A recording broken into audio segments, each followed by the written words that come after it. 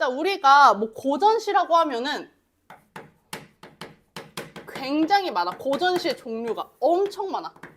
고대가요부터 시작해서 향가, 가사, 고려 소교, 시조, 민요, 부요 등등등 엄청 많아. 고전시의 갈래 자체가. 근데 그 중에서도 너네가 가사랑 시조에 대해서는 잘 알고 있어야 되거든. 이거는 수능에도 자주 나오는 거여서.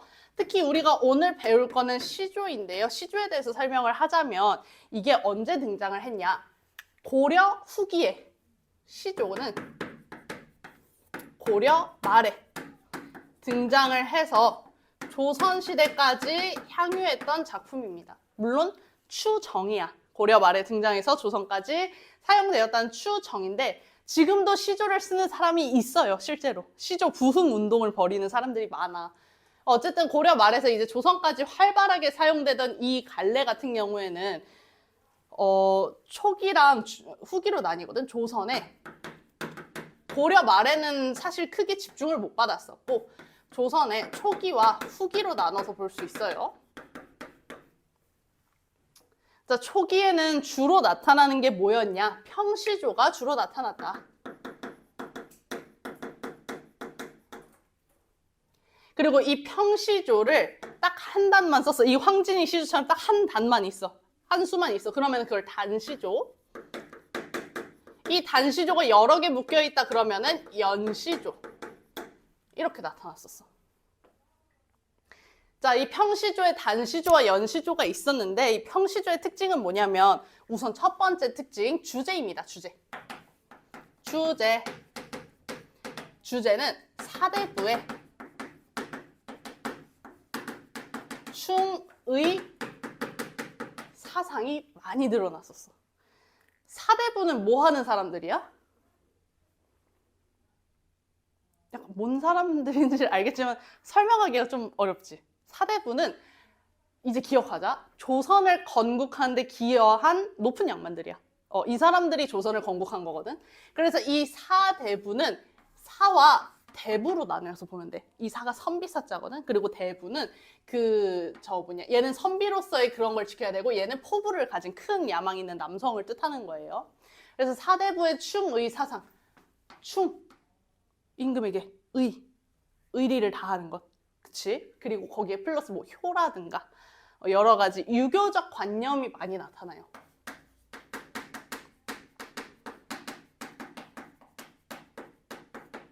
유교적 관념이 진짜 많이 나타나고 자, 그래서 사대부의 충의 사상, 유교적 관념이 많이 드러나고 또 뭐가 많이 드러나냐?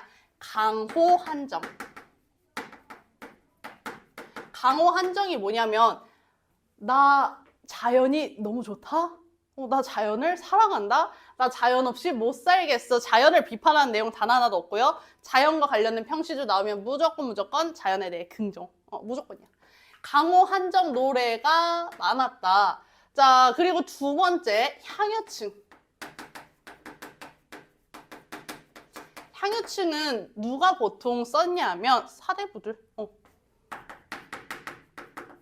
그리고 뭐 관직이 들지 않아도 조선의 양반들.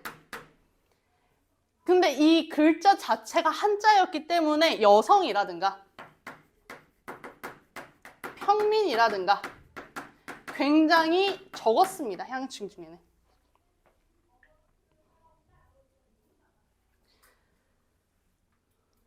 자, 그리고 세 번째, 형식. 형식은 우리가 이렇게 앞으로 볼 거야, 시조를. 첫 번째 줄, 두 번째 줄, 세 번째 줄 이렇게 있으면 맨 위에 있는 거 초장, 중간은 중장, 맨 마지막 종장입니다. 그래서 초장, 중장, 종장의 3장이고요. 그리고 황진이 거기 시에 내가 말하는 곳에 한번 이렇게 괄호를 이렇게 묶어보자. 어디 묶을 거냐면 동지딸 기나긴 밤을 이렇게 큰 대괄호로 한번 묶어주고 동지딸 기나긴 밤을 그리고 한 허리를 버혀내요. 다음 춘풍 니불 아래 서리서리 넣었다가 어로님 오신 날 밤이여든 굽이굽이 펴리라. 자, 괄호 몇 개 나왔어? 6개. 그거를 이 하나를 구라고 할 거야. 우리 이거 그 뭐지? 안긴 문장 배울 때 구에 대해서 배웠었잖아. 문장의 기본 구조. 얘도 마찬가지야. 초장, 중장, 종장 안에 각각 2개씩 구가 들어가서요. 6, 9를 이룹니다. 그리고 글자 수는 45자 내외를 반드시 지키게 돼 있어요. 이걸 넘어가지 않아.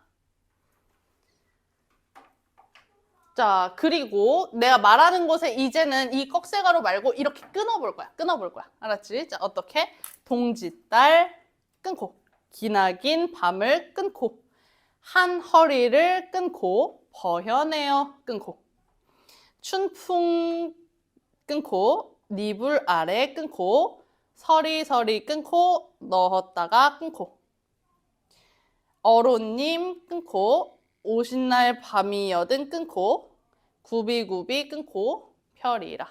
자, 각 한 줄에 초장, 중장, 종장 각 장에 몇 개 마디가 들어가 있어? 마디수가 4개가 들어가 있어요. 그거를 뭐라 그런다? 사음복. 그리고 글자 수를 세봤더니 동짓달, 기나긴 밤, 이제 을 같은 거는 우리가 현대어 번역하면서 붙여준 조사니까 빼고 생각을 해봐. 동짓달 3글자, 기나긴 밤 4글자, 한 허리 3글자, 버현에다 4글자. 어떻게 되고 있어? 3, 4조가 유지가 되고 있죠. 사음보에 3, 4조 음수열이 보통이었다라는 거야.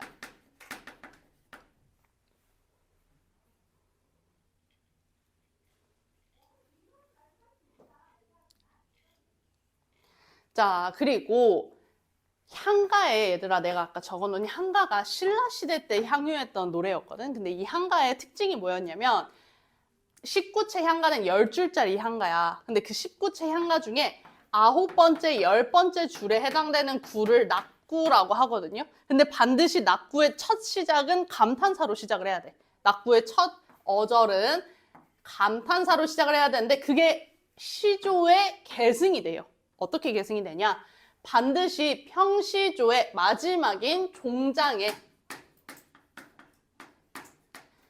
첫 어절은, 첫 구절은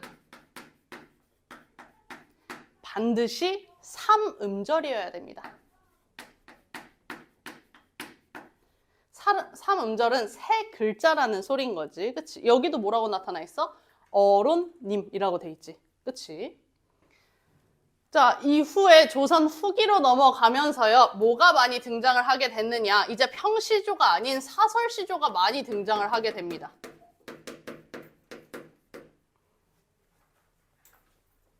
사설시조는 단시조밖에 없어. 사설시조엔 연시조가 없어요. 그래서 얘는 단시조로만 이루어진 사설시조가 있다. 자, 그럼 얘는 오른쪽에 한번 적어볼게요. 오른쪽에. 자, 그럼 주제는 보통 뭐였냐? 일상적인 것.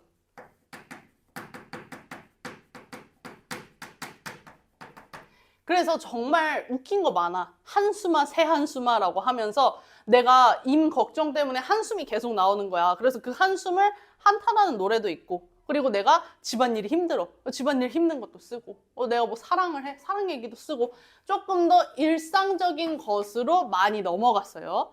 자, 그래서 왜 이렇게 됐느냐라고 하면은 이제 이 조선 초기와 중기 사이에 있는, 후기 사이에 있는 이 중기 때 큰 사건이 하나 벌어지지. 엄청 큰 사건. 어떤 사건? 15세기, 16세기에 훈민정음이 창제가 돼요.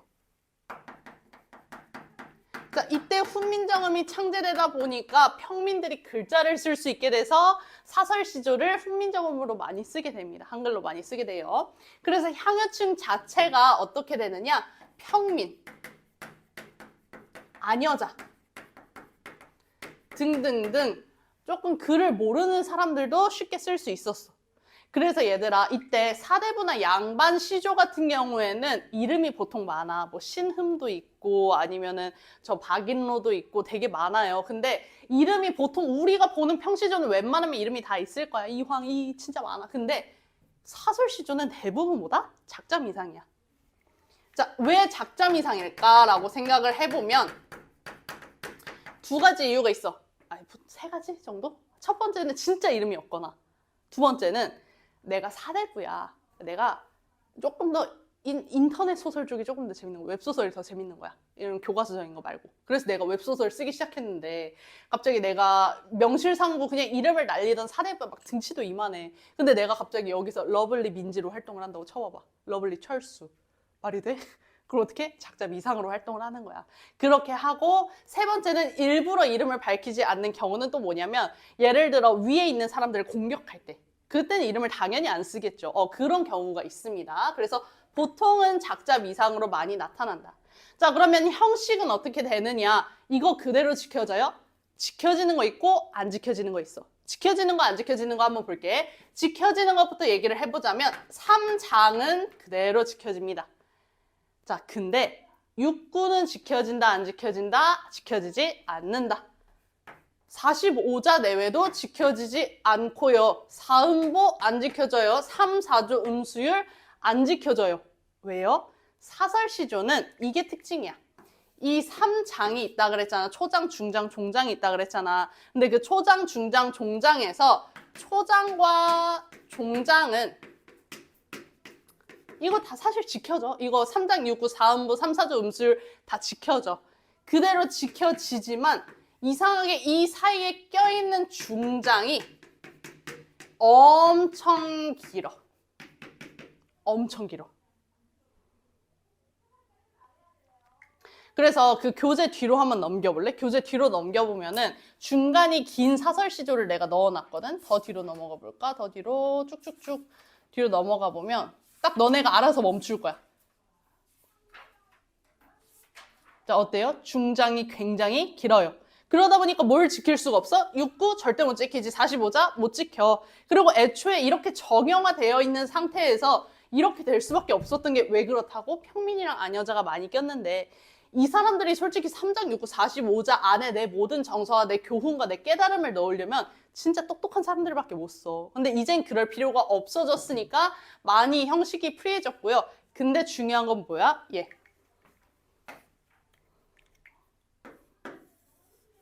이 친구. 이 친구는 여기서도 꼭 지켜져. 여기서 반드시 지켜져.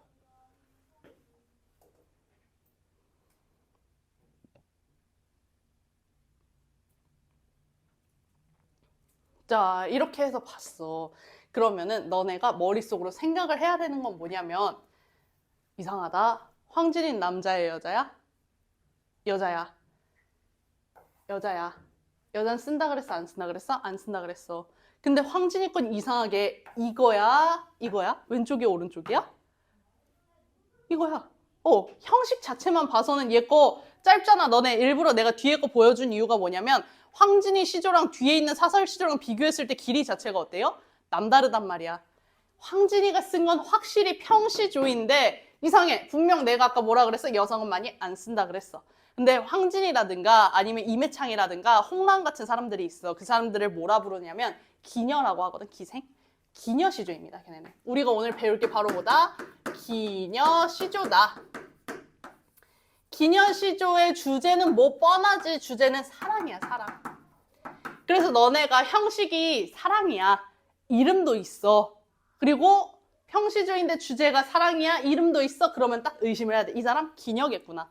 기녀들은 당시에 홍랑도 그렇고 황진이도 그렇고 임해창도 그렇고 진짜 양반집 딸 못지않게 오히려 양반집 딸보다 훨씬 더 많이 배운 사람들이야. 그럴 수밖에 없는 게 걔네가 인기 짱이야. 인기 스타들이야. 그럼 그 인플루언서들을 다 찾아가겠지. 야, 너 이쁘다. 이러고 남자들이 졸졸 쫓아가. 그럼 그 기방에 가는 남자들이 다 어떤 사람들이야? 이런 분들이야. 근데 이런 분들이 가가지고 막 글자를 쓰고 야, 노래 불러봐라. 이거 너가 불러봐라. 이랬는데 내가 글자를 몰라. 날이 저 글자를 모른다 이러면 어떡해? 볼따고 그냥 싸대기 이렇게 후들 맞는 거야. 그러니까 글자를 알았어야 됐고 그런 사람들을 많이 경험하다 보니까 얘네도 자연스럽게 지식도 많이 늘었고 내 생각에 황진이는 천재 같거든? 이 사람은 말도 안 되게 시를 잘 써요. 그래서 실제로 전해져 내려오는 시 자체도 기녀들 중에 굉장히 많은 편이고, 근데 아쉬운 거는 조선 때 황진이의 작품 자체가 음란물이었어. 우리가 상상하는 지금의 음란물과는 차원이 다르지만 이때 당시엔 나름 야한 거였다고. 그래서 사랑을 얘기하는 것 자체가, 이 황진이가 조선 초기 사람인데 이 사람들이 봤을 때 여자가 감히 글을 써? 플러스 감히 우리가 이런 걸 쓰고 있는데 이놈의 자식이 뭘 쓰고 있어? 사랑 같은 구구절절한 말도 안 되는 정서를 쓰고 있는 거야. 그러니까 얘 시조가 인정받지 못하고 실제로 임진왜란 병자호란을 겪으면서 많이 사라지기도 했고요. 그리고 황진이 시조를 무시해서 일부러 없앤 경우도 많았어. 우리 입장에서 좀 아쉽기는 하지, 여러 가지를 볼 수 있었지만. 어쨌든 그래서 기녀 시조였고 주제는 사랑이었고, 향유층은 당연히 기녀겠죠. 기녀들이 쓴 시니까. 그리고 이거를 완벽하게 지켜냅니다. 형식을 너무 잘 지켜냈어.